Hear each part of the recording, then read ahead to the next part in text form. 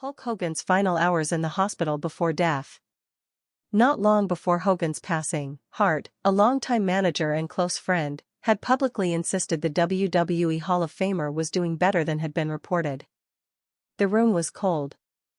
Not the kind of cold you feel from the air conditioning or a cracked window, but the kind of cold that hangs in the air when something sacred is nearing its end. When time slows. When breaths grow shallower, and the silence carries more weight than any words ever could. It was in this silence that Hulk Hogan, real name Terry Bollea, lay motionless, wrapped in sterile sheets beneath the dim lighting of St. Joseph's Hospital in Tampa, Florida. His legendary frame, once larger than life and invincible in the eyes of millions, now looked delicate. His skin pale, his lips dry, and the unmistakable sound of the oxygen machine echoing like a slow-ticking clock. To the world, Hulk Hogan was immortal. He was the man who ripped his shirt apart with bare hands.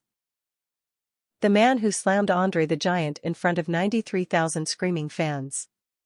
The man who told generations of kids to say their prayers and take their vitamins. But in those final hours, stripped of the spotlight, without the roar of the crowd or the shimmer of gold around his waist, he was just Terry. A father. A friend. A fighter clinging to whatever life was left in him. Just days before, Jimmy Hart, the mouth of the South, Hogan's longtime manager and one of his closest confidants, had gone on record to squash the rumors. "He's doing fine," Hart told local outlets with a reassuring grin. "People love to exaggerate. He's still got plenty of gas in the tank." At the time, fans breathed a sigh of relief. Because if Jimmy Hart was confident, then surely Hulkamania wasn't finished yet. But behind the scenes, the truth was far more harrowing. By the time Jimmy left the hospital that evening, he wasn't smiling anymore. Nurses had begun to speak in hushed tones. Not because they didn't want to be overheard, but because the presence in that room demanded reverence. Hogan had been moved to a private wing, far from the paparazzi, far from the public eye. Only a small handful of people were allowed inside. His daughter Brooke. His son Nick. Jimmy Hart. And a few senior WWE officials who had flown in under the radar. It was Brooke who sat closest to the bed. Her hand wrapped around her father's, even though his fingers barely responded. Her eyes were red-rimmed and swollen from nights of crying. Occasionally, she would speak softly, sharing old memories. "Do you remember that Christmas in Miami? When we watched the fireworks on the beach," she'd ask, voice trembling. "You said the sky looked like WrestleMania." She chuckled through the tears.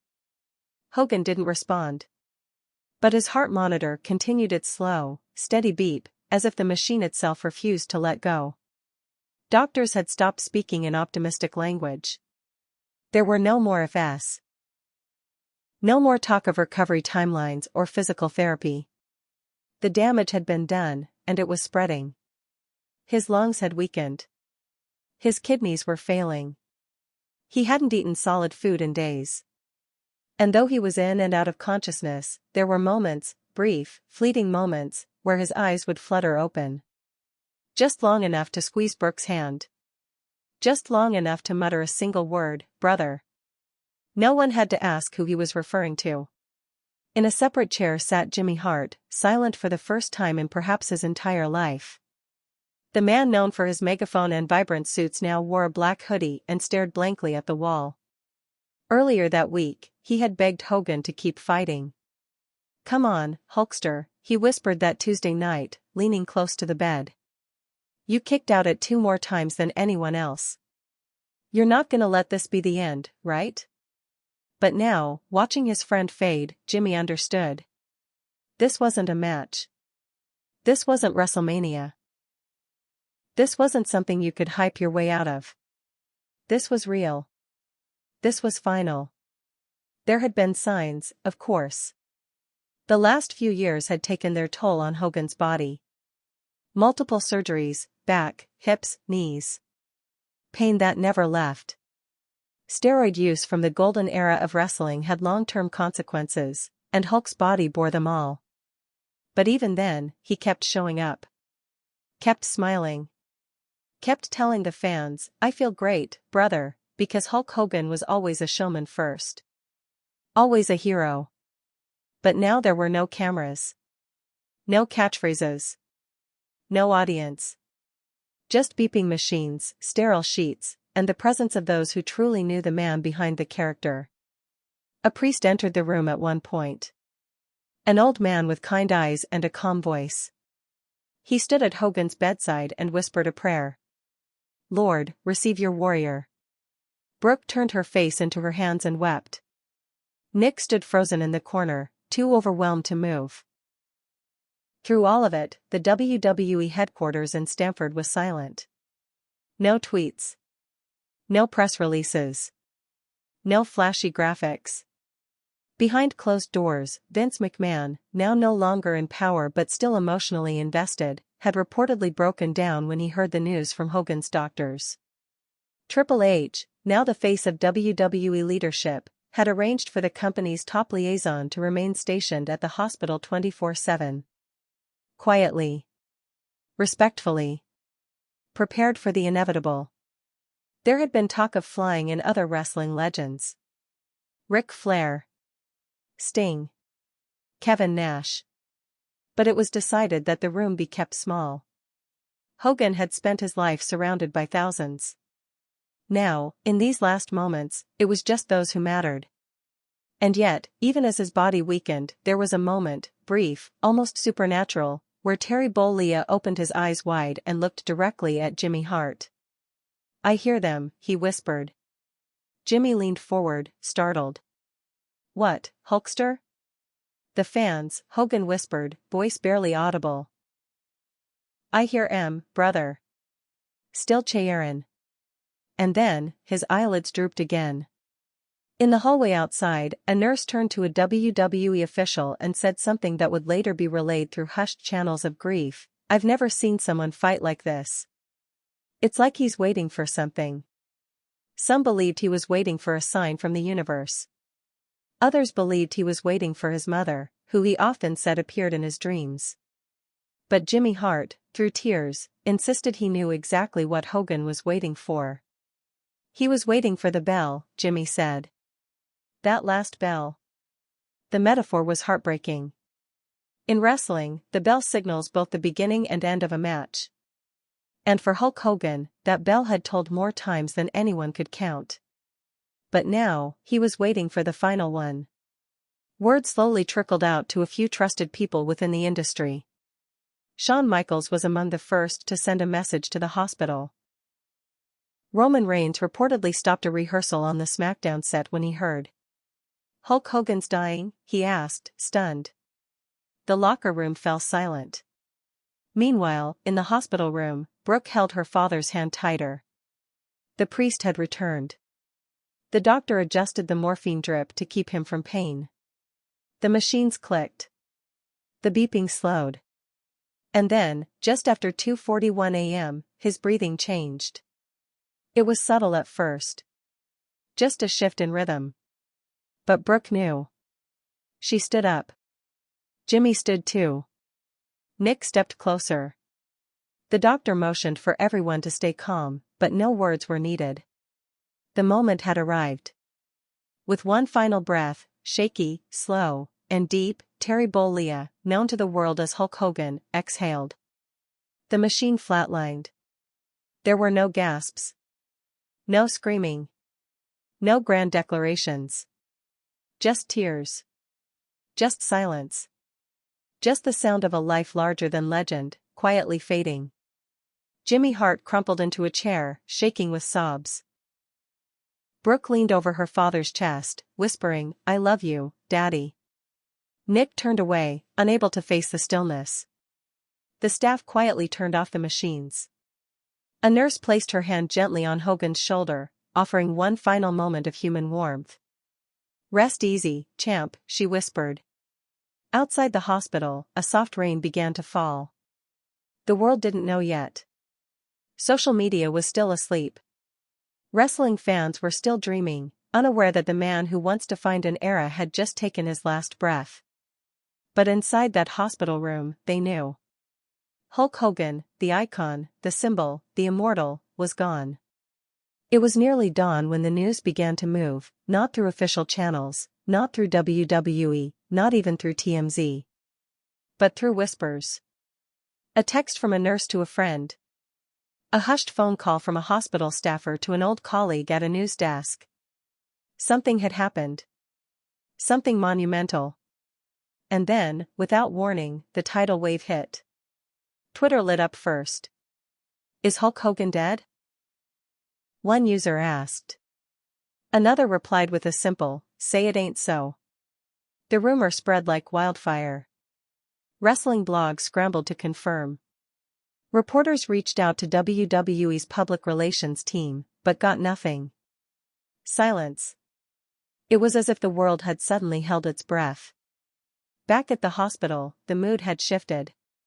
Hogan's body had been cleaned and covered with a fresh sheet. The room was dim, but there was a strange glow. Maybe it was the early light creeping through the blinds, or maybe it was something deeper. Brooke hadn't moved from her father's side. Her hand still rested on his chest, now still. Nick paced back and forth, muttering to himself. Jimmy Hart sat with his elbows on his knees, staring at the floor, eyes swollen and wet. For the WWE team stationed outside, it was time. Time to make the call that no one ever wanted to make. One staffer dialed Connecticut, direct to WWE headquarters. Triple H was awake before the second ring. The conversation was short, solemn, and punctuated with long silences. It's done, the liaison said quietly. He's gone. Triple H reportedly sat in silence for over a minute before replying, God help us. Okay. Initiate the plan. And just like that, the gears began turning. Within an hour, a draft statement was prepared. Not flashy. Not promotional. Just honest.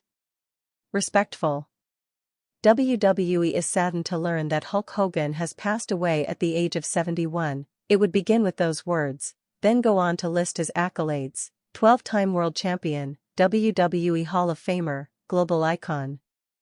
But none of those words could possibly capture the man they were about to eulogize. Because Hulk Hogan wasn't just a wrestler. He was a cultural force. He was red and yellow. He was real American. He was the living embodiment of the word superstar long before WWE ever coined it. He was the voice booming from CRT televisions in the 80s, the muscle-bound giant who made kids flex their arms and say, "Whatcha gonna do, brother?" He was action figures, lunchboxes, Saturday morning cartoons. He was the reason millions fell in love with wrestling in the first place. And now, he was gone. Back inside the hospital, the family gathered themselves. Brooke stepped out of the room for a moment, greeted by a wall of silence from the staff. Some nurses nodded gently. A few even had tears in their eyes. They knew. Not because they were wrestling fans, though many were, but because they had just witnessed something sacred. A father dying. A legend resting. A chapter closing. Outside the hospital, rain tapped the pavement in a steady rhythm. Reporters had started to appear. Not many, just a few early risers who had picked up on the whispers. One cameraman stood silently, unsure if he should even raise his lens. Meanwhile, inside WWE's control center, the video team began work on the tribute. They pulled old footage, grainy clips from Madison Square Garden, Survivor Series, Royal Rumble. Hogan slamming Andre. Hogan posing to the crowd. Hogan with tears in his eyes at WrestleMania 18 after facing The Rock. They sifted through decades of memories, threading together a montage not of a wrestler, but of a titan. In one corner of the editing bay, a young intern whispered to himself, "This is the guy who made me love wrestling." He wiped a tear away and went back to organizing footage. At noon Eastern Time, WWE finally made the announcement. Hulk Hogan has passed away. The internet shattered. Tributes poured in. From Dwayne "The Rock" Johnson. "He was the reason I put on boots. Thank you, brother. Rest in power." From John Cena. "The word legend doesn't begin to cover it. Hulk Hogan was a movement. From Vince McMahon, just one sentence. There would be no global WWE without Hulk Hogan. I am heartbroken. Within minutes, every wrestling fan in the world felt it. Whether they had cheered for him or booed him. Whether they remembered him from his glory days or from reruns on the WWE network. Whether they were fans of his or critics of his controversies. It didn't matter. Because someone, foundational had just vanished. And at WrestleMania XL stage construction in Las Vegas, the crew paused. They played Real American on a Bluetooth speaker. For a moment, grown men stood in silence, remembering the man who once tore the roof off the Silverdome. Meanwhile, Jimmy Hart was taken home by a driver. The car ride was silent. When he stepped out, reporters tried to ask questions. Jimmy simply shook his head and whispered, "Not today." Back in Tampa, Brooke Hogan posted a single photo on Instagram, her hand wrapped around her father's in that hospital bed. No caption. Just a heart emoji. And then the stories began. Wrestlers from every era sharing memories. Stone Cold Steve Austin tweeted. He handed me the mic when I didn't know what to say. A true pro. A brother. R.I.P. Hulk. Sasha Banks wrote. He gave me the best advice I ever got. Always give the fans your heart, and they'll give you theirs. Even CM Punk, known for his sharp tongue, posted a picture of himself at 12 years old, wearing a Hulk Rules bandana. The caption read simply, "We all started here." The wrestling world had lost many icons before. But this was different. This was Hulk Hogan. The man who brought wrestling into the mainstream. Who stood toe-to-toe with Mr. T, with Zeus, with Macho Man. The man who went to WCW and redefined his entire legacy with a heel turn that shocked the world. The man who kept reinventing himself even when his body began to break down. And yet, even in his final days, he didn't stop fighting. A nurse who cared for Hogan in those last hours later spoke under anonymity. She said, there was something about him. Even when he was silent, he still felt bigger than the room. It was like, he refused to die quietly. But now, the silence was all that remained. In WWE headquarters, a black armband was handed out to staff. Superstars were informed that tribute shows would air on both Raw and SmackDown. WrestleMania plans were revised. A 10-bell salute was added. And in the very first minute of the next Raw, there would be a full-screen tribute card. In memory of Hulk Hogan, 1953 to 2025. The bell would ring. The crowd would stand. And even grown men would cry. The world had lost a hero. Wrestling had lost its biggest name. And somewhere, beyond the ring, beyond the cameras, beyond the crowds, Terry Bollea, the man behind the myth, finally rested. Days passed, but the shock didn't fade. If anything, it deepened. WWE transformed nearly overnight. Tribute segments ran across every platform, from Fox to Peacock to the WWE Network. Every show, every podcast, every social media post was painted in the red and yellow that defined an entire generation. Even AEW and NJPW released statements honoring Hogan. Wrestling promotions that once considered him a rival bowed their heads. Because legacy has no borders. Respect, in death, transcends all divisions. But behind the curtain, those who knew him personally were grappling with a more painful truth. They hadn't just lost a performer. They had lost a brother. Ric Flair, who had shared blood, sweat, and tears with Hogan across decades, flew to Tampa 2 days after the passing. When he arrived at the home where Brooke and Nick had gathered with close friends, he didn't say much. He didn't need to. He hugged Brooke, then Nick, and then simply sat down, staring at the floor. The Nature Boy, the man known for being the loudest in any room, was utterly silent. Later that evening, someone played a grainy old video on the TV. It was from 1985. Hogan walking out at Madison Square Garden, the WWF Championship around his waist, posing as Real American blared through ancient speakers. Flair chuckled through tears. That walk, he said, pointing. No one else had that walk. Triple H called Brooke personally. The conversation lasted nearly an hour. He didn't speak as a WWE executive. He spoke as a man who once stood across the ring from Hulk Hogan. As a performer who had seen firsthand the magnetism that could turn a crowd of 20,000 into thunder. He promised her the biggest tribute in WWE history. And he meant it. Plans were set in motion for a special, The Immortal, Remembering Hulk Hogan. It would be a 3-hour live broadcast. Not a pay-per-view. Not a documentary. Something else. Something sacred. Meanwhile, in Hogan's hometown, fans gathered. Outside the hospital. Outside the beach house. Outside the very gym he used to train in. They lit candles. Wore old merch. Some even arrived in full cosplay. Blonde wigs, handlebar mustaches, yellow feather boas. It was surreal. But it was real. A 42-year-old man named Kenny flew in from Denver. He was interviewed by a local station and said, choking back tears. When I was a kid, my dad left. My mom worked 2 jobs. I didn't have much. But every Saturday, Hulk Hogan made me believe I was strong. That I mattered.